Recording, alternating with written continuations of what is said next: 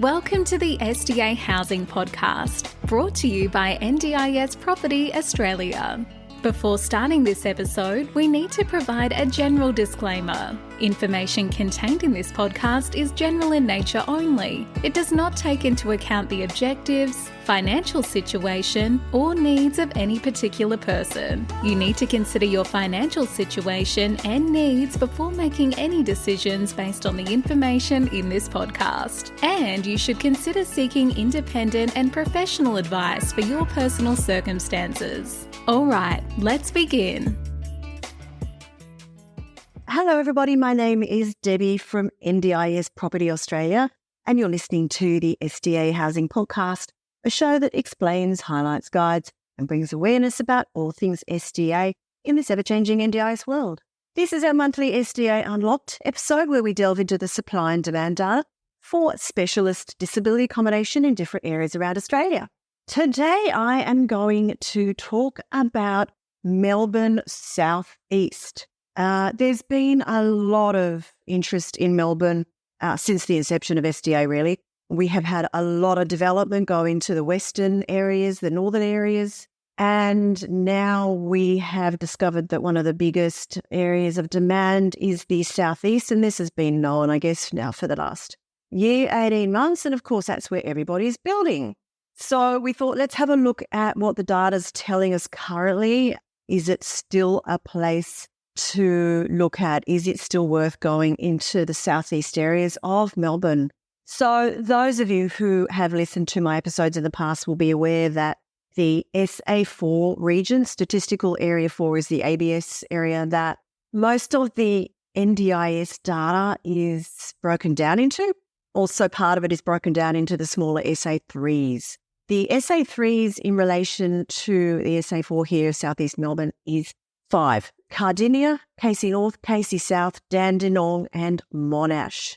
Just to give you a bit of an idea of the different suburbs, if you're not particularly familiar with those regions, I'll start with the one that is closest to the city, Monash. Suburbs such as Ashwood, Chadstone, Clayton, Glen Waverley, Huntingdale, Mount Waverley, Mulgrave, Notting Hill, Oakley and Wheelers Hill. Then we got Dandenong, which includes obviously the Dandenong CBD, as well as places like Clarinda, Clayton South, Dingley, Keysborough, Noble Park, Oakley South, Springvale. Then going further south, we have Casey North and Casey South. Casey North is places like Berwick, Doveton, Endeavour Hills, Hallam, parts of Narre Warren. Casey South is suburbs such as Clyde, Cranbourne, Hampton Park, Lynbrook, Lyndhurst, other parts of Narre Warren, Heathsdale and Turadon. And the final area, SA3 area in the larger SA4, is Cardinia. And this includes suburbs such as Beaconsfield, Bunyip, Cockatoo, Emerald, Garfield, Officer and Pakenham. Now, we thought that the southeast was still a pretty good area. The new data came out from the NDIS about 2 weeks ago now. So I have spent the last couple of days looking in depth at this data and analysing it, taking into account other intel we have on various pipeline data, builders information, etc., and come up with some really interesting information. Overall, for the larger SA4 of Melbourne Southeast, we got a total of 822 SDA participants who are either living in SDA or are seeking. We have a total of 256 enrolled dwellings. So that might sound like that's a massive undersupply. However, when you bring the pipeline into it, we actually have, and what I do is I exclude the legacy and the existing dwellings, the older dwellings that may not be suitable, the larger institutional older homes that have been enrolled as SDA properties, but they're not new build quality, they're not new build standard. So excluding those and adding together the new build places and the pipeline places, we have a total of 680 places for a total of 822 participants. Now, when you look at it that way, we've actually got relatively narrow gap. So what I've now done is I have broken it down into each SA3. And this is where it gets really interesting. Cardinia, which has the smallest number of participants, just 59, already looks to have basically an even supply that's meeting the demand. KC North, the second smallest number of participants, 89 in total, again, has supply meeting demand. And when I say supply, I am talking about the enrolled dwellings and the pipeline dwellings. So if we take into account the legacy and exclude them from that, we still have a small demand there, but not a lot. We're looking at maybe 30 places.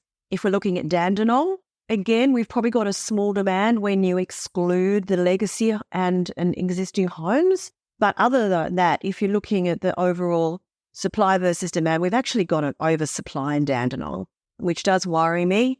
The other two locations, however, Casey South, and just again to remind you which suburbs we're talking about, ones that we are getting stock at the moment are places like Clyde and Cranbourne. We have quite still a significant undersupply of SDA. When we add together all of the existing legacy new build pipeline, we've still got about 100 places short, exclude the legacy, and about 150 places short. So we definitely have a good demand in Casey South, still safe to move in that area and build good quality SDA.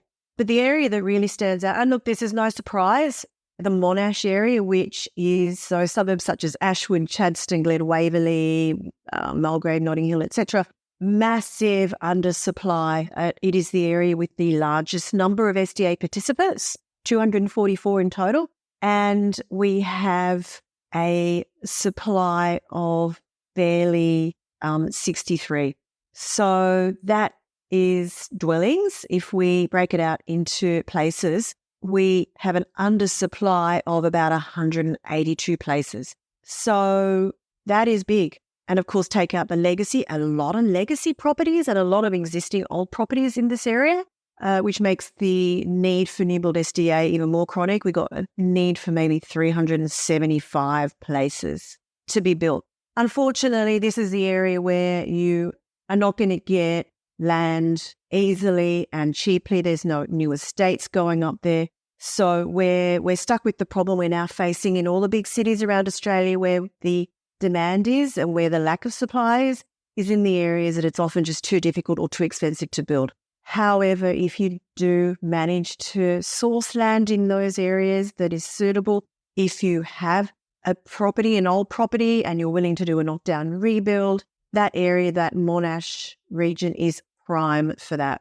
One more thing I want to bring into this, and that is just to talk about another really interesting aspect, particularly when it comes to the three areas that are, or certainly two of the areas that are oversupplied, the Cardinia and the KC North. We have a large number of the new build homes are robust.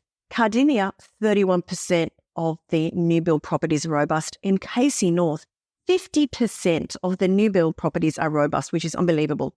We know that given the demand projections put out by the NDIA last year, they believe 13% of participants will be in that area will have robust funding.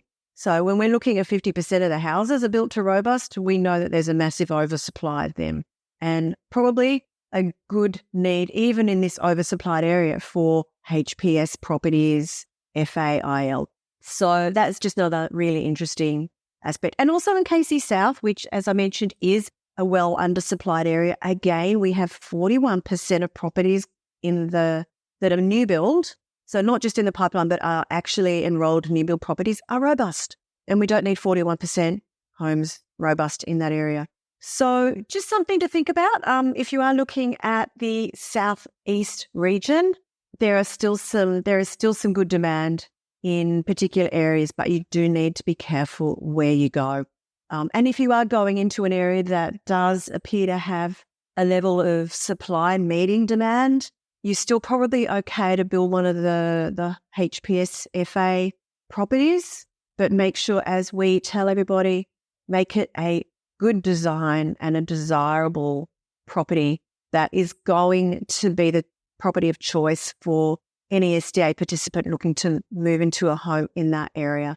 That's really all I want to say on this. It is quite surprising to see this information, but still definitely there's good demand there. And as always, we will continue to keep our finger very much on the pulse of what's going on and continue development in the area.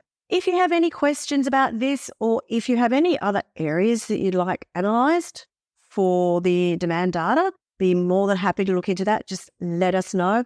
You can email info@ndis.property and that'll come straight through to me and we will take it from there. Until next time, bye. We hope you enjoyed this episode. Please make sure you are subscribed and following us so you can keep in the loop with all of our upcoming episodes. We would really appreciate it if you could leave us a 5-star rating, a written review, and to share this podcast with those that could benefit. Until next time, catch you on the next episode.